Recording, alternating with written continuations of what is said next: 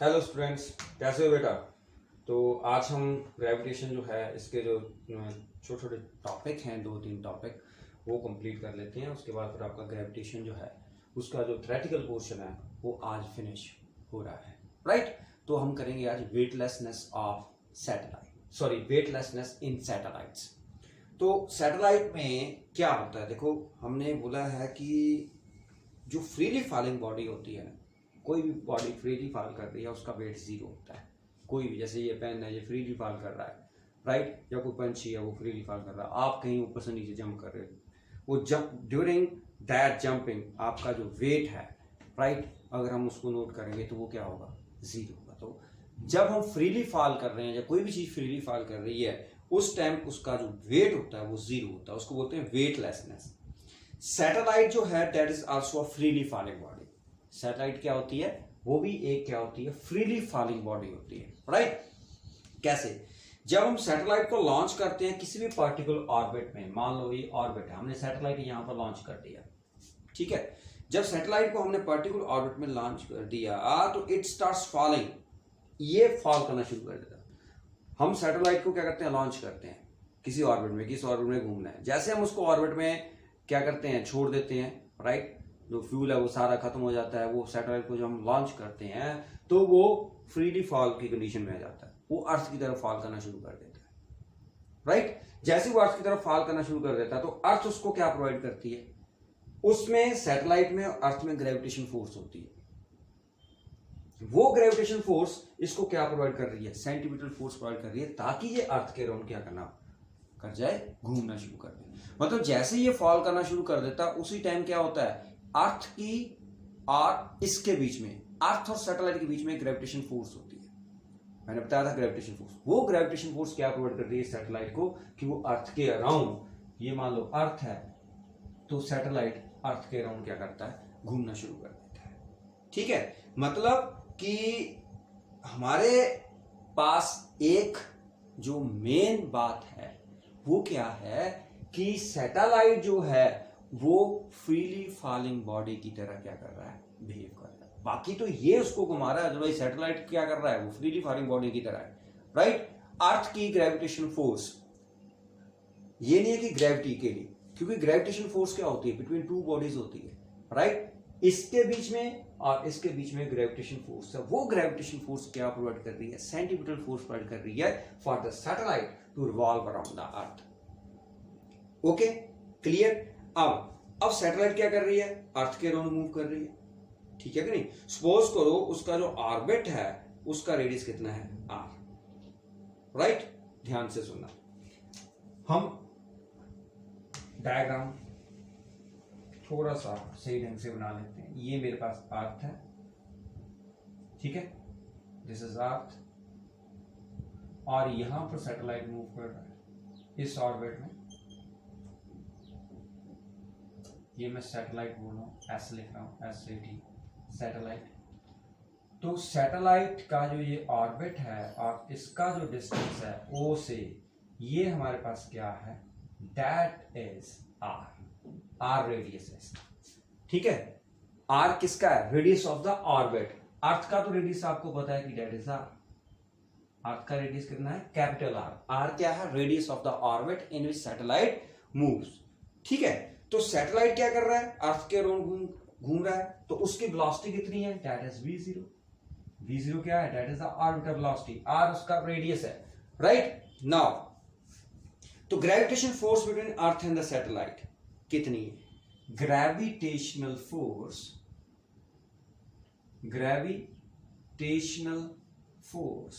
Between earth and satellite, gravitation force between earth and satellite कितनी है, that is equal to कितनी है, Gm over r square, where m that is mass of earth, small m क्या है, mass of satellite, और small r क्या है, radius of orbit of satellite, right. Capital R आपको पता है, that is the radius of the अर्थ, ठीक है, क्लियर। इसकी हमें जरूरत ही नहीं है यहाँ पे, तो हम रेडियस ऑफ अर्थ नहीं लेते हैं क्योंकि हम आर यहाँ पर किसी और चीज को मानते हैं यहाँ पर, ठीक है, क्लियर। आर को हम नॉर्मल रिएक्शन मानेंगे यहाँ पर, आर हम यूज करेंगे। रेडियस ऑफ ऑर्बिट हमें अर्थ का तो चाहिए नहीं, ऑर्बिट का चाहिए, तो हम आर को यहाँ पर हम नॉर्मल रिएक्शन लेंगे। वो कहां पर लग रहा है वो मैं आपको बताऊंगा, ठीक है, नॉर्मल रिएक्शन। अब ये क्वेश्चन मेरे पास आ गई, gravitation force between earth and satellite. तो सेंट्रीपिटल फोर्स कितनी होगी जो सैटेलाइट के पास है? सेंट्रीपिटल फोर्स वो किसके बराबर होगी? M V square over R. लेकिन वी की जगह हम क्या पुट करेंगे? V zero, clear. ये है हमारे पास gravitation force between earth and the satellite. ये क्या है? सेंट्रीपिटल फोर्स, जो किसके ऊपर लग रही है? किसके ऊपर लग रही है? Yes, right. तो ये जो सेंट्रीपिटल फोर्स है ये कौन प्रोवाइड कर रहा है? इसको कौन प्रोवाइड कर रहा है? ये ग्रेविटेशन फोर्स। इसका मतलब question 1 and 2 they are same.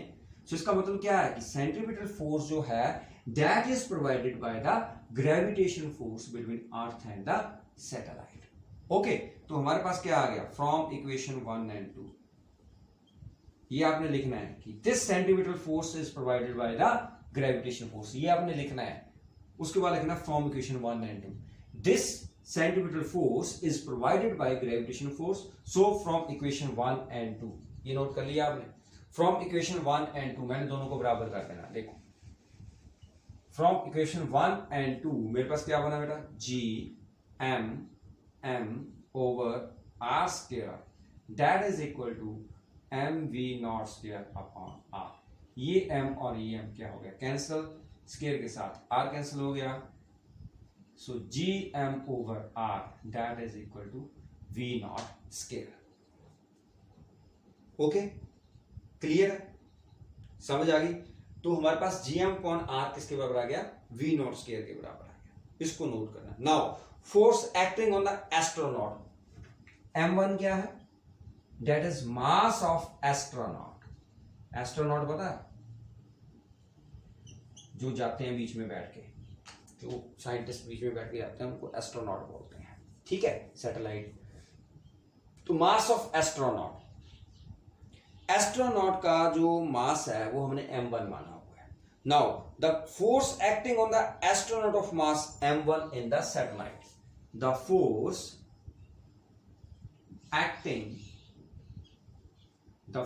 acting on the astronaut, force acting on the astronaut of mass m1, the force acting on the astronaut of mass m1, ठीक है। कौन कौन सी फोर्स लग रही है? एक फोर्स नहीं लगी, द फोर्सेज कर देते हैं। The forces acting on the astronaut of mass m1 in the satellite, in the satellite, ठीक है। कौन कौन सी फोर्स उसके ऊपर लग रही है? नंबर 1 पहली फोर्स कौन सी है? ग्रेविटेशनल फोर्स, ठीक है। जीएफ लिख रहा हूं उसको मैं, क्या लिख रहा हूं? GF, gravitational force. वो किसके बराबर होगी? That is equal to G M mass of Earth, M1 mass of astronaut, R square उसका, यही है। पहले मैंने सैटेलाइट और अर्थ के बीच में देखा था, अब मैं किस में देख रहा हूं? एस्ट्रोनॉट और किसके बीच में? अर्थ के बीच में। M1, अब मैंने मास ऑफ एस्ट्रोनॉट ले लिया यहां, क्लियर है? अब मैंने क्या ले लिया यहां पे? मास ऑफ एस्ट्रोनॉट, ठीक है। और ये जो ग्रेविटेशन फोर्स है that is towards the center, towards the center of earth। तो ग्रेविटेशन फोर्स किसके टुवर्ड्स लग रही है? Towards the centre of the earth. Okay, clear. Number 2, अब फ्लोर के ऊपर वो खड़ा हुआ है तो इसका मतलब उसके ऊपर नॉर्मल रिएक्शन भी होगा। Normal reaction of the floor of the satellite R normal reaction, ठीक है। क्या बोला हूं मैं यहां पर? नॉर्मल रिएक्शन किसका? Normal reaction of the floor of the satellite, of the floor of the satellite. आपको पता है कि जो फ्लोर है, जैसे मैं यहां पर खड़ा हूं और नॉर्मल रिएक्शन क्या हो रहा है कि यहां पर नॉर्मल डायरेक्टली, जैसे बंदा यहां पर खड़ा तो उसके बिल्कुल सिर के ऊपर नॉर्मल रिएक्शन होगा, वर्टिकली अपवर्ड, उसको नॉर्मल रिएक्शन बोलते हैं।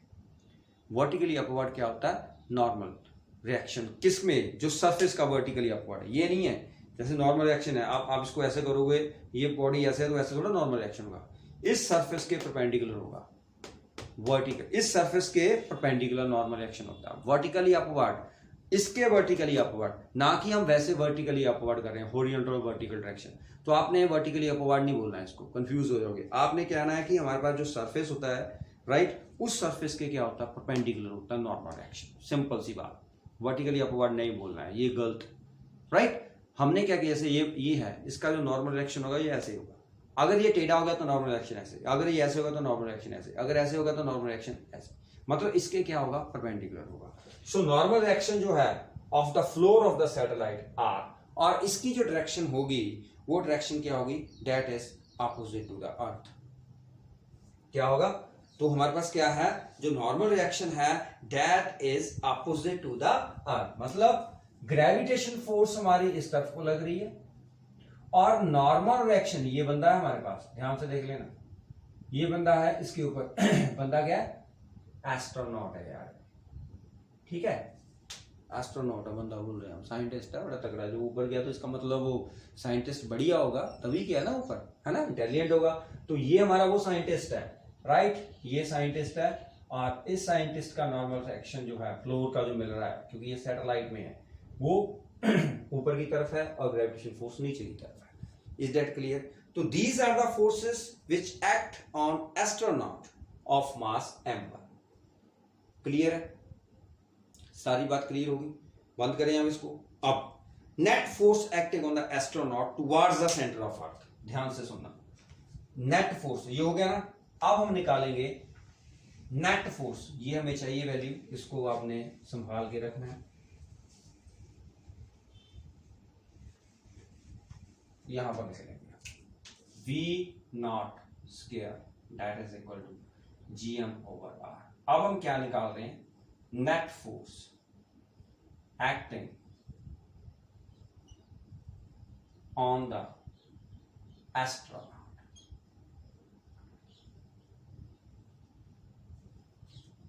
ठीक है, net force acting on the astronaut. Clear? towards the center of earth, towards the center of earth। ठीक है, कितनी होगी नेट फोर्स? देखो, नॉर्मल रिएक्शन ऊपर की तरफ है, ग्रेविटेशन फोर्स नीचे की तरफ है। ग्रेविटेशन फोर्स क्या कर रही है? वो 89 सेंटीमीटर फोर्स प्रोवाइड कर रही है। अब ग्रेविटेशन फोर्स जो है वो ज्यादा होगी, ये तो आपको पता है। तो क्या बनेंगे? GM1m1 अपॉन क्या था ये? R square minus R। Net force देखनी है ना एस्ट्रोनॉट के ऊपर, नीचे की तरफ ग्रेविटेशन फोर्स और ऊपर की तरफ क्या है? R। तो नेट फोर्स कितनी है? GM1 R स्क्वायर, क्योंकि ये ग्रेविटेशन फोर्स है, ये नॉर्मल रिएक्शन है। ये क्या प्रोवाइड? ये जो नेट फोर्स है that provides necessary centimetre force to the astronaut. अब मैंने मास m1 लिया। क्यों लिया m1 मास? क्योंकि एस्ट्रोनॉट अब जिस वेलोसिटी से ये घूम रहा है, सैटेलाइट घूम रहा है, उसी वेलोसिटी से ये बंदा घूमेगा, इसलिए इसकी वेलोसिटी मैंने v0 ले ली। और मास इसका m1 है तो मैंने m1 लिया। तो ये एस्ट्रोनॉट के ऊपर अप्लाई हो रहा है। पहले जो हमने किया वो किसके ऊपर था? सैटेलाइट के ऊपर। ये एस्ट्रोनॉट है क्योंकि हमने m1 मास लिया। Okay, clear? तो हमारे पास GM अपॉन R स्क्वायर किसके बराबर है बेटा? देखो, V0 स्क्वायर। GM अपॉन, ये मैंने बदला था कि GM अपॉन R किसके बराबर है? V0 स्क्वायर का। तो GM अपॉन R स्क्वायर की जगह हम क्या लिख सकते हैं? V0 स्क्वायर, साथ में क्या है? m1, okay, minus R that is equal to m1 V0 square upon R। ठीक है, ये है GM अपॉन R स्क्वायर। तो GM अपॉन R हमारे पास क्या आ गया? V0 square, right. एक R बच गया, हम इसको ऐसे भी लिख सकते हैं ना, R डॉट R स्क्वायर को। तो यहां पर एक R बच गया। अब इसको ढंग से लिखो तो क्या बन जाएगा? ये m1 V0 square upon R minus R m1 V naught square upon R. दोनों m1 क्या हो गए, कैंसिल हो गए, तो r क्या हो गया, 0। इसका मतलब जो नॉर्मल रिएक्शन है of the floor of the satellite on the astronaut that is 0। मेरी बात समझ आई? क्या बोला मैंने कि हमारे पास जो नॉर्मल रिएक्शन है फ्लोर का of the satellite on the astronaut that is 0। अगर नॉर्मल रिएक्शन 0 होता है इसका मतलब astronaut and anything inside the satellite that feels weightlessness, उसका सैटेलाइट में वेट क्या होगा, 0। किसी भी बॉडी के ऊपर, मैं यहां पे खड़ा हूं, मान लो मेरा नॉर्मल रिएक्शन 0 है सपोज करो, तो मेरा वेट भी 0 होगा।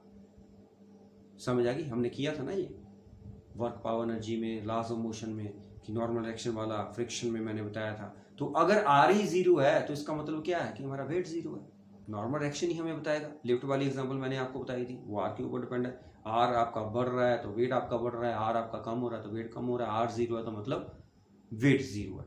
तो हमने आर को क्या कर दिया, 0 कर दिया। जब कोई नॉर्मल रिएक्शन है ही नहीं आपकी बॉडी के ऊपर तो इसका मतलब आपका वेट क्या है, 0 है। तो आपने एंड में क्या लिखना है बेटा, the normal reaction of the floor of the satellite on the astronaut that is 0.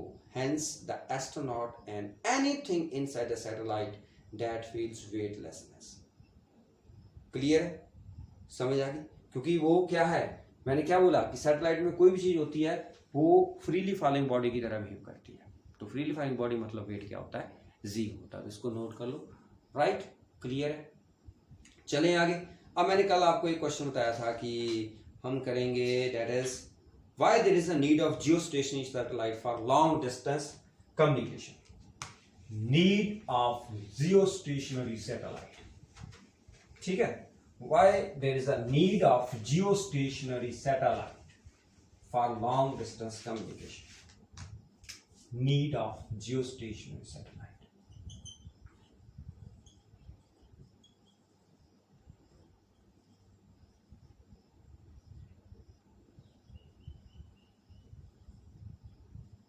ठीक है, why there is a need of geostationary satellite. अब ध्यान से सुनना मेरी बात, कहानी है एक सिंपल सी कहानी है, उसको ध्यान से सुनना। देखो जो रेडियो वेव्स होती हैं ना, they travels in a straight line. Radio waves जो होती हैं ना वो हमेशा लाइट की तरह स्ट्रेट लाइन में जाती हैं, ठीक है। वो कभी टेढ़ी वेढ़ी नहीं होती, वो स्ट्रेट में जाती हैं। और रेडियो वेव्स जो है they are transmitted from one place of the earth, right. बोलते हैं हम कि रेडियो वेव्स हैं they can transmitted from one place on the earth to the other place. नहीं, ऐसा नहीं हो सकता। क्यों? क्योंकि अर्थ जो है वो हमारी कर्व्ड सरफेस है। मैं यहां से रेडियो वेव भेज रहा हूं, मान लो ये मेरे पास है, एंटीना है यहां पे, ठीक है, एक यहां एंटीना है।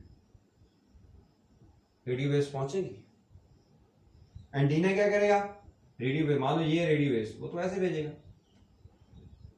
रेडियो वेव्स उसने ऐसे भेजनी है, तो रेडियो वेव्स अगर ऐसे भेजेगा तो वो अर्थ का सरफेस में अब्सॉर्ब हो जाएंगी, वो तो यहां पर पहुंचेंगी नहीं, क्योंकि अर्थ का सरफेस जो है वो रेडियो वेव्स को अब्सॉर्ब कर लेगा, राइट। अब रेडियो वेव्स ऐसे तो कर्व्ड पाथ में जाएंगी,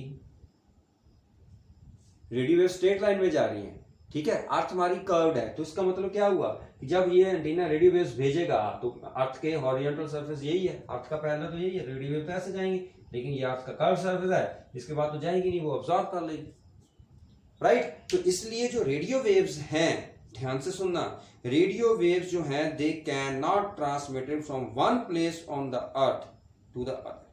फार ऑफ प्लेसेस की बात कर रहा हूं, ठीक है, क्योंकि ये वेव्स जो है they are absorbed by the curved surface of the earth. Radio waves जो कर्व्ड सरफेस ऑफ अर्थ के कारण क्या हो जाती हैं, एब्सॉर्ब हो जाती है। अब जो रेडियो वेव्स हैं they are used to broadcast radio programmes. जो रेडियो वेव्स हैं वो रेडियो प्रोग्राम को हम सुनते हैं ना, रेडियो में सुनते हैं ना, गाने सुनते हैं, तो radio waves they are used to broadcast radio programmes. और इनकी जो फ्रीक्वेंसी होती है वो 2 मेगाहर्ट्ज टू 10 मेगाहर्ट्ज होती है, 2 मेगाहर्ट्ज टू 10 मेगाहर्ट्ज। ये छोटी छोटी इंफॉर्मेशन है, ये याद रखनी है आपने, ठीक है। मेगाहर्ट्ज, मेगाहर्ट्ज पता है ना, okay. So 2 megahertz to 10 megahertz इसकी क्या होती है, दैट इज फ्रीक्वेंसी रेंज। अब मैंने क्या बोला कि एक प्लेस से दूसरे प्लेस तक आप इसको अगर फार ऑफ प्लेस के ऊपर पहुंचाओगे तो अर्थ का कर्व सरफेस है, they are absorb by the surface of earth. तो हमने क्या सोल्यूशन निकाला इसका, रेडियो वेव्स जो हैं they are reflected by the ionosphere.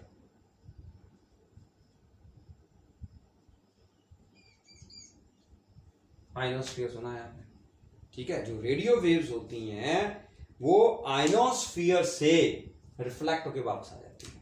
पढ़ा होगा आपने ज्योग्राफी में, आइनोस्फीयर होता है जहां पर हमने रेडियो वेव्स यहां से भेजी, राइट, वो रिफ्लेक्ट होकर वापस आ गई। यहां पर एंटीना है, यहां पर रिसीवर है, वो उसको रिसीव कर लेगा, ठीक है। रेडियो वेव्स जो हैं they are reflected by ionosphere, ध्यान से सुनना।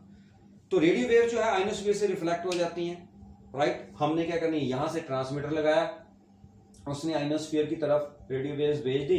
उधर जाके देखो आपके पास यहां पर क्या है, रिसीवर है। तो रिसीवर ने क्या किया, यहां पर ट्रांसमीटर और यहां पर क्या है, रिसीवर है, वो रेडियो वेव्स को रिसीव कर रहा है, ठीक है, क्लियर। तो उसने रेडियो वेव्स को रिसीव कर लिया। तो इसका मतलब हम फार ऑफ प्लेसेस के ऊपर अगर हमने रेडियो वेव को पहुंचाना है, कोई इंफॉर्मेशन भेजनी है, कोई सिग्नल भेजना है, तो हम आइनोस्फीयर का यूज करते हैं, ठीक है। अगर हम अर्थ के ऊपर इसको करेंगे ऐसे डायरेक्ट तो ये नहीं हुआ, क्योंकि अर्थ का सरफेस इनको क्या कर लेता है, एब्जॉर्ब कर लेता है। कर्व सरफेस है तो इसको एब्जॉर्ब कर लेगा। अब आइनोस्फीयर जो है एटमॉस्फेयर का, that helps in transmitting messages to distance places on the earth, right. अब आ गया हमारे पास टेलीविजन सिग्नल्स। हम माइक्रोवेव जो है उसके लिए यूज करते हैं। तो माइक्रोवेव्स जो है they have high frequency that is greater than the frequency of radio waves and they are used to transmit television signals. तो माइक्रोवेव्स जो है they are not reflected by the ionosphere of the atmosphere. ये थी radio waves. अब आ गई हमारे पास microwaves. मैं आपको इन सभी की फ्रीक्वेंसी भेजूंगा, ठीक है, राइट। उसको आपने याद कर लेना कि रेडियो वेव्स क्या होती है, माइक्रोवेव क्या होती है, राइट। बहुत सारी वेव्स हैं, इंफ्रारेड है हमारे पास, एक्स रेज हैं।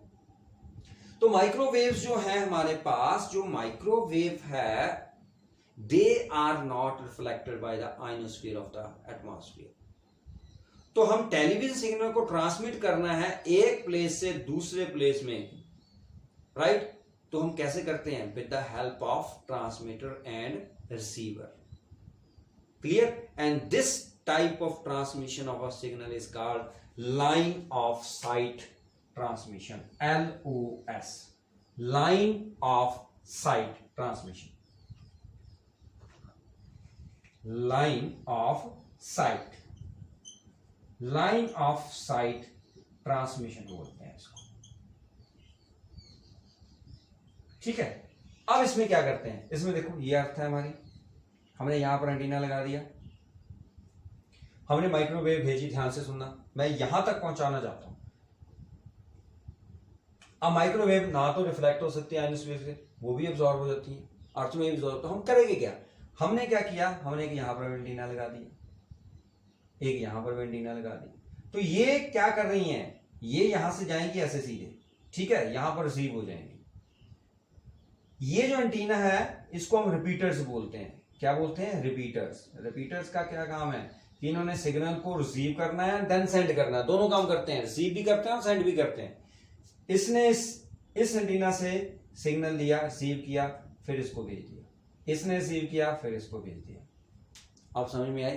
तो with the help of antenna, इनको बोलते हैं transmitter and receiver, right, clear. तो हमने क्या करना है, क्योंकि अगर हम सीधा इसको भेजते हैं सिग्नल को, मान लो सीधा भेजते हैं, मान लो ऐसे भेज दिया, इसके बाद तो ये आगे जाके यहाँ पर अब्सॉर्ब हो जाएगा, सीधा भेजना हमें, तो ये तो अब्सॉर्ब हो गया कर्व सरफेस कारण।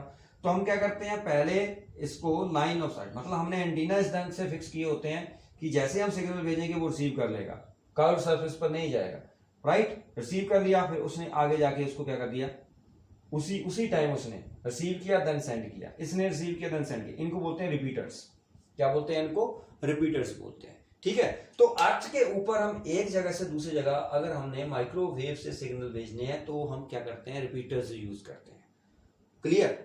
अब सपोज करो, ये तो समझ आ गया ना आपको, repeater contains the receiver and transmitter, right. और उनको हमने लगाया होता है मेन ट्रांसमीटर और रिसीवर दोनों हैं उसमें, they are directed in between the main transmitter and the main receiver.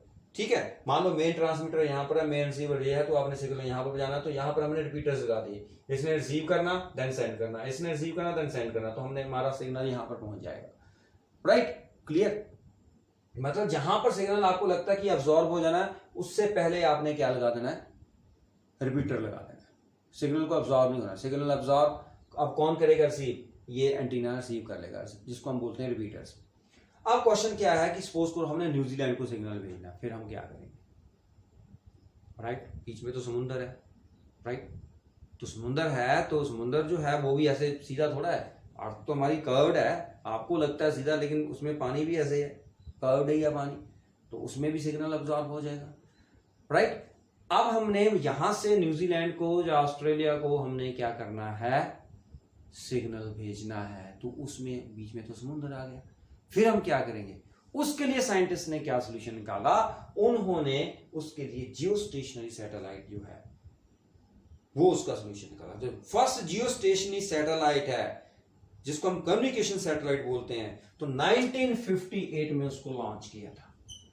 1958 में जियो स्टेशनरी सैटेलाइट को सबसे पहले लॉन्च किया था। ये भी एक रिपीटर ही है।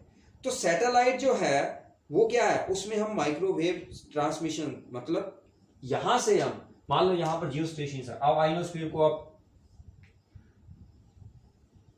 भगा दो, यहां पर आ गया जियो स्टेशनरी सैटेलाइट। जियो स्टेशनरी सैटेलाइट, अब हम सिग्नल यहां से भेजेंगे जियो स्टेशन सैटेलाइट को, और जियो स्टेशन सैटेलाइट ने उसको रिसीव करना है और उसने क्या करना है, सेंड करना है जिस डेस्टिनेशन में आपने उसको भेजना है। ठीक है, क्लियर है।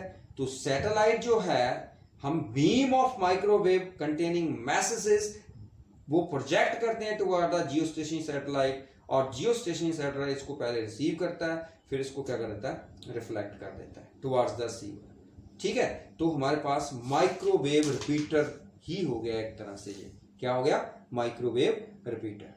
वो 36,000 किलोमीटर के ऊपर होता है, तो वो सारा कवर कर लेता है। अगर मान लो हमने पूरे अर्थ के ऊपर इसको कवर करना है, तो हम क्या करेंगे, जियो स्टेशन सैटेलाइट जो है उसके अकॉर्डिंग हम 360 का एंगल बना लो, कितने कितने एंगल से, 120 एंगल से। राइट, यहाँ पर एक, यहाँ पर एक, यहाँ पर, तो 3 जियो स्टेशन सैटेलाइट आप यूज करो 120 एंगल से। राइट, तो आपके पास सिग्नल जो है वो पूरे के पूरे अर्थ के ऊपर जो है ट्रांसमिट हो जाएगा by using 3 Jio stationery satellite. Okay, clear है, पता चल गया। तो इसके बाद है हमारे पास एक छोटा सा क्या रह गया था, पोलर सैटेलाइट। पोलर सैटेलाइट भी हम कर लेते हैं। तो पोलर सैटेलाइट जो है वो क्या होता है, what are polar satellites. Polar satellites क्या होते हैं, इनके यूजेस क्या होते हैं, इसको आपने ध्यान से सुनना है कि व्हाट आर पोलर सैटेलाइट्स। जो जियो स्टेशन सैटेलाइट हैं, they are used for communication purposes, और इनकी हाइट जो होती है वो 30 से इक्वेटोरियल प्लेन से 36,000 किलोमीटर होती है जियो स्टेशनरी सैटेलाइट की। Right, geostationary satellite. लेकिन जो पोलर सैटेलाइट्स हैं, पोलर सैटेलाइट क्या होते हैं, ये medium low to medium altitude satellite बोलते हैं इनको। Right, which go around the poles of the earth in north south direction. इन्होंने क्या करना है, मान लो ये हमारे पास क्या है, नॉर्थ है, ये क्या है, साउथ है, तो इन्होंने नॉर्थ टू साउथ जो है वो मूव करना है।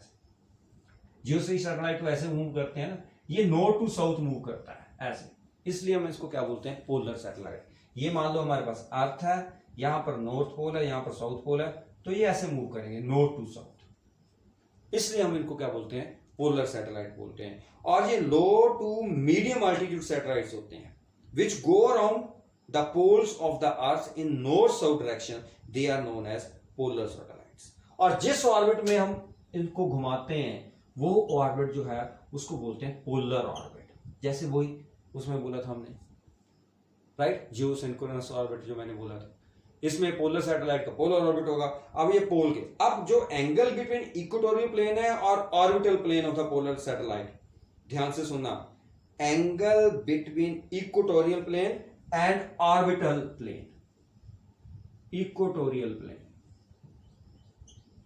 और ऑर्बिटल प्लेन, इसमें जो एंगल होता है, देखो इक्वेटोरियल प्लेन ये है हमारा, ये ऑर्बिटल प्लेन है जिस ऑर्बिट में हम घूम रहे हैं, समझ आ गई। एक प्लेन हमारा ऐसे है, दैट इज इक्वेटोरियल प्लेन, एक हमारा ऐसे है, दैट इज ऑर्बिटल प्लेन। तो इनमें जो एंगल होता है वो क्या होता है, 90 डिग्री का होता है, ये याद रखना है। कितने एंगल का होता है, 90 डिग्री। ओके, और जो टाइम पीरियड है पोलर सैटेलाइट का, बहुत बार क्वेश्चन आता है लेकिन बच्चों को नहीं पता होता, जो टाइम पीरियड होता है पोलर सैटेलाइट का, दैट इज अबाउट 100 मिनट्स। इसका मतलब एक दिन में कई बार घूम जाता है। जो पोलर सैटेलाइट होता है, they are not used for communication purpose, they are used for remote sensing. इनको हम रिमोट सेंसिंग सैटेलाइट भी बोलते हैं। क्या बोलते हैं, remote sensing satellites. Remote sensing satellites क्या होते हैं, रिमोट सेंसिंग सैटेलाइट्स वो सैटेलाइट्स होते हैं, राइट, जिन, अब पहले रिमोट सेंसिंग के बारे में बताता हूं। इनको रिमोट सेंसिंग सैटेलाइट बोलते हैं, ठीक है। पहले रिमोट सेंसिंग के बारे में सुन लो आप। रिमोट सेंसिंग क्या होती है, एक टेक्निक होती है that is used to collect the information about any object without actual touching that object. आपने किसी ऑब्जेक्ट को टच नहीं करना, लेकिन उसके बारे में सारी की सारी इंफॉर्मेशन लेनी है। हम घर में रिमोट यूज करते हैं, हम यहां पर बैठ के हैं, हम ऐसे कर रहे हैं, हम टीवी को टच थोड़ा कर रहे हैं, हम तो रिमोट से कर रहे हैं काम। एसी चला रहे हैं, ये थोड़ा कि पहले चढ़ेंगे ऊपर फिर एसी को हाथ लगाएंगे फिर चलेगा, राइट। तो रिमोट क्या काम कर रहा है, रिमोट क्या कर रहा है, हम उस चीज से काम ले रहे हैं without touching that object. That technique is known as remote sensing. समझ आ गई। तो रिमोट सेंसिंग क्या है, अगर आप पूछो what is remote sensing, that is a technique which is used to collect the information about any object without actually touching that object. उस ऑब्जेक्ट को हमने टच नहीं करना, लेकिन उससे सारी इंफॉर्मेशन ले लेनी। That is known as remote sensing. Polar satellite को हम रिमोट सेंसिंग क्यों बोलते हैं, हमने क्या किया, मैंने क्या की, it is used to gather the information. ये एक दिन में पता नहीं कितनी बार घूमता है। मैंने क्या बोला, इसका टाइम पीरियड कितना है, 100 मिनट्स है। तो 24 आवर्स में कितने मिनट होते हैं, करके देख लो। 24 आवर इंटू कितने मिनट्स होते हैं, हाँ, एक आवर में कितने मिनट होते हैं, 60 मिनट। 24 आवर्स में कितने मिनट, 24 इंटू 60, राइट। तो 100 मिनट्स में ये घूम लेता है पोलर सैटेलाइट। तो इसका मतलब एक दिन में कितनी बार घूमेगा, कर लेना उसको। कैसे करोगे, 24 इंटू 60 डिवाइडेड बाय 100, ठीक है। कितना बना है, कर लो इसको काउंट, कर लोगे, हाँ हाँ, तो काउंट कर लेना कितनी बार घूमेगा। तो अब वो घूम रहा है, तो जब वो घूम रहा है तो बहुत सारी इंफॉर्मेशन गैदर, जैसे पोल्स के ऊपर बर्फ पिघल रही है कि नहीं पिघल। अब पोल्स के ऊपर कौन जाएगा अभी, आपको पता है कि पोल के ऊपर क्या हो रहा है, नॉर्थ पोल के ऊपर क्या हो रहा है, साउथ पोल के ऊपर क्या हो रहा है, राइट। और ये पोलर सैटेलाइट है, वो घूम रही है नॉर्थ टू साउथ पोल, कहां पर सूखा पड़ रहा है, राइट, वेदर कहां पर चेंज हो रहा है, कहां पर आपने देखा होगा ना कि वो टोर्नाडो आ रहे हैं, क्या हो रहा है, वो सारी इंफॉर्मेशन दे देता है ये पोलर सैटेलाइट, क्योंकि वो नॉर्थ से साउथ पोल तक घूमता रहता है, राइट। और इसके बीच में जो जो भी चीजें आएंगी वहां की इंफॉर्मेशन, क्योंकि इसके ऊपर क्या होते हैं, बहुत सारे जो छोटे छोटे कैमराज होते हैं लगे हुए, हाई रेजोल्यूशन कैमराज होते हैं। वो कैमरा जो है वो सारी की सारी इंफॉर्मेशन साइंटिस्ट को भेज देते हैं, ठीक है। उससे हमें पता चलता है कि वहां पर क्या हो रहा है, क्या नहीं हो रहा है। तो these satellites they are used to gather information, right. और इनको हम क्या बोलते हैं, रिमोट सेंसिंग सैटेलाइट बोलते हैं। ऐसे ऐसे एरिया का सर्वे करते हैं जहां पर हम क्या कर सकते हैं, पहुंचे, इनसेसिबल एरियाज होते हैं for spying purpose. Spying purpose मतलब किसी की जासूसी करना है, उसके लिए भी हम पोलर सैटेलाइट जो है वो यूज करते हैं। भाई ये बात इसमें याद रखनी है कि रिमोट सेंसिंग सैटेलाइट है and they are not used as communication satellite, they are used as remote sensing satellite, ठीक है। अब इनके यूजेस देखो क्या है। For ground water survey, right, कहां पर पानी है कहां पर नहीं है। For detecting the areas under forest, forest के अंदर कितना एरिया आ रहा है, राइट।